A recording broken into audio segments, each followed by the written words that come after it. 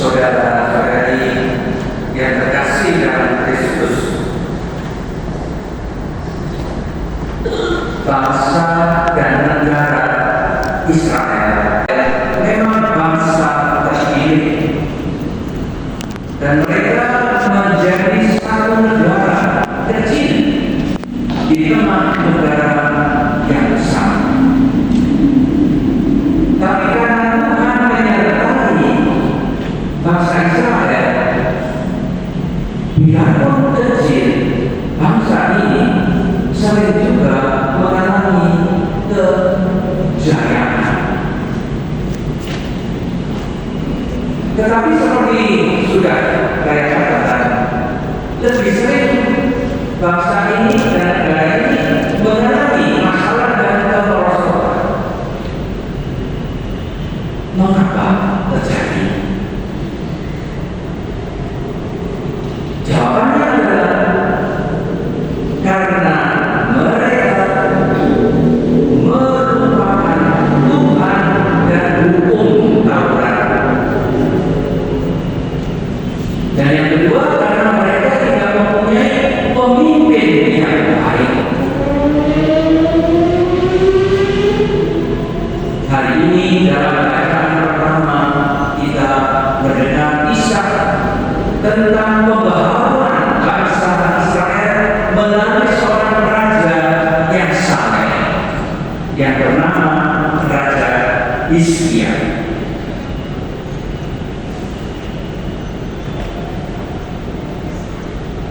Apa yang kita dengar tadi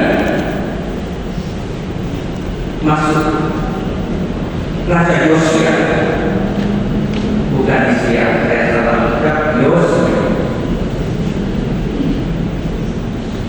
Pada waktu itu, secara tidak sengaja, ketika orang membersihkan gudang, orang menemukan kitab Taurat. Kita bisa membayangkan kitab Taurat kita sekarang namanya Alkitab. Alkitab ditemukan di gudang, sudah rusak, sudah berdebu.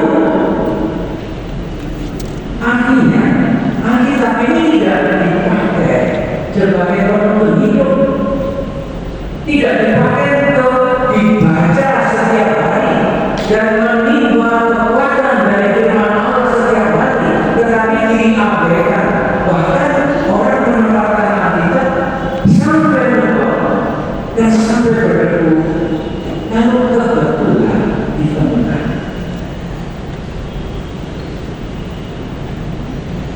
Ketika ditemukan, tadi kita mendengar bagaimana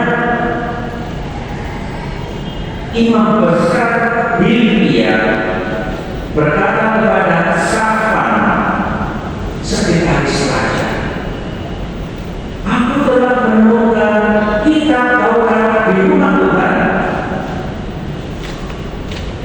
Sebenarnya benda yang amat berharga ini tidak boleh hilang, tapi nyatanya hilang. dan ditemukan kembali secara tidak sengaja. Ketika dibaca oleh Satan, dia terkejut karena isinya begitu indah dan isinya membuat mereka sadar bahwa mereka sudah berdosa selama ini. Ketika membaca isinya, mereka kembali mengingat firman-firman Tuhan, peraturan-peraturan Tuhan. Lalu mereka sadar mengapa negara mereka terpuruk. Jawabannya karena Allah menghukum bangsa yang telah melupakan hal yang sangat penting ini, yaitu kitab Taurat, kitab suci mereka. Nah, ketika hal ini disampaikan kepada Raja Yosia, Raja Yosia memuliakan pakaiannya. Itu suatu tanda orang sangat sedih, maka biasanya orang Israel memuliakan pakaian. Lalu raja memerintahkan supaya semua dikumpulkan, semua ikut membaca kitab Taurat tadi, seluruh Yudea, Yehuda, seluruh penduduk Yerusalem, imam, nabi, orang awam, kecil sampai besar, semua dikumpulkan untuk mendengarkan kembali kitab Taurat yang hilang ini. Nah, terjadilah pembaharuan hidup, terjadilah perjanjian baru sehingga mereka lalu hidup secara baru dengan menuruti perintah-perintah atau ketetapan Tuhan dengan segenap hati, dengan segenap jiwa. Lalu negara Israel kembali berkembang. Ada dua hal yang terjadi. Negara ini maju atau jatuh tergantung dari apakah punya pemimpin yang baik dan apakah melupakan sesuatu yang penting. Para saudara yang terkasih, terutama anggota wanita aktif berbudi di Indonesia, setiap bangsa atau organisasi tidak akan bertahan kalau tidak punya satu pemimpin yang baik yang bisa menginspirasi yang lain untuk bisa maju, yang bisa memimpin kegiatan, mengarahkan anggotanya, punya visi yang jelas, punya program yang jelas, punya kedisiplinan untuk melakukannya. Dan yang kedua, organisasi akan hancur kalau terlalu jauh menyimpang dari visi awal.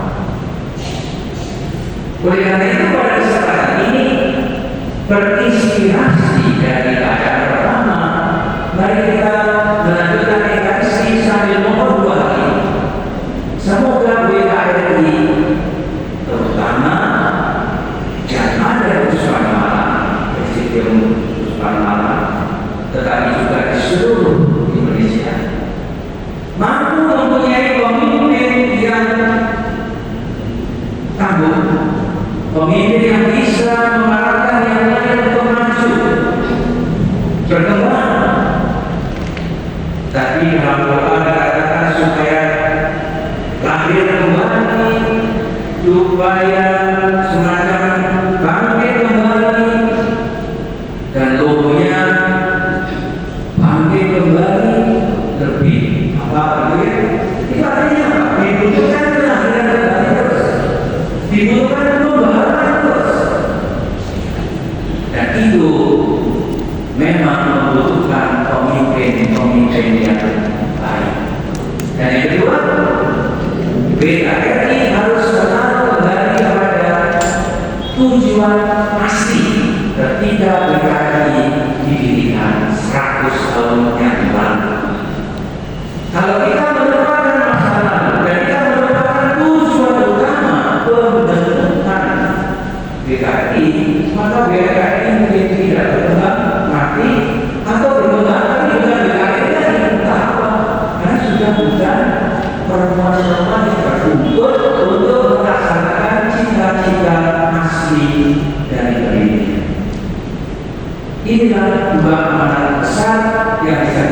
kembali dari bacaan pertama.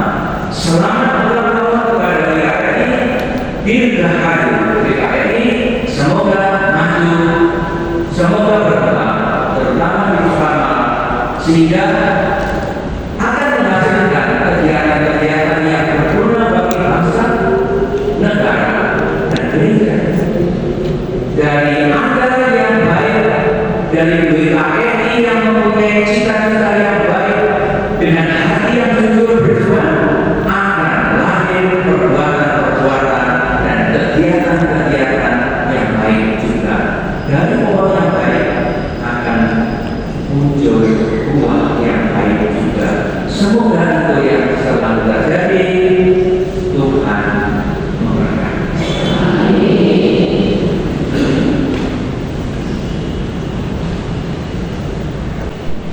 Saudara-saudari, marilah kita berdoa kepada Allah yang telah memanggil kita untuk mengabdi kepadanya. Dan para imam yang telah hadir menjadi penjara langsung. Semoga mereka berani menghadapi gelombang perubahan zaman.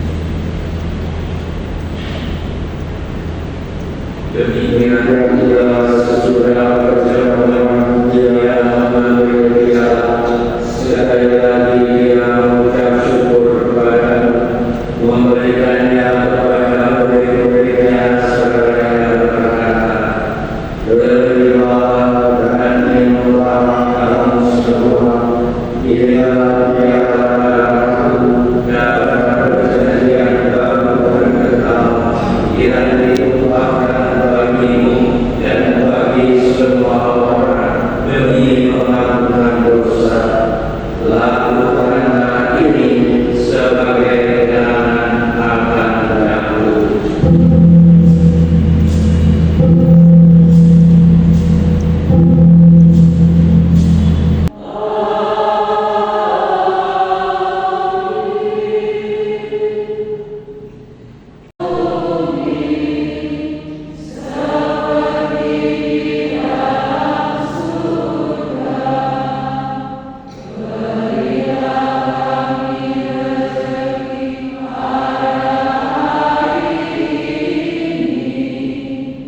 Semoga damai Tuhan selalu bersamamu.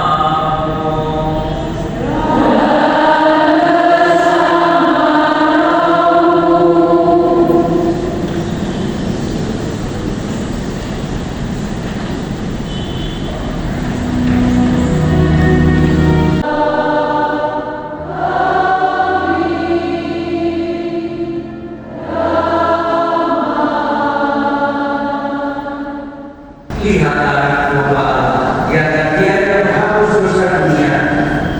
Berbahagia saudara yang diundang ke perjamuan anak domba. Tuhan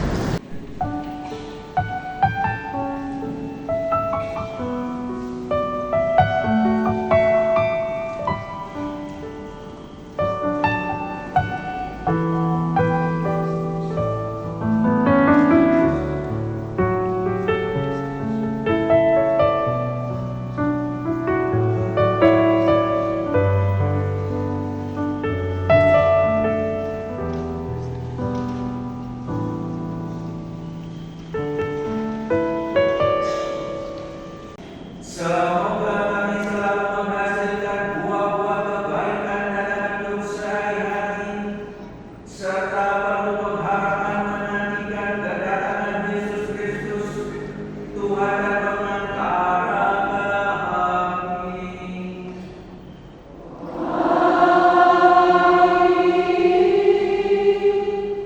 Saya mengucapkan selamat ulang tahun ke-100 pada PKI Republik Indonesia, terutama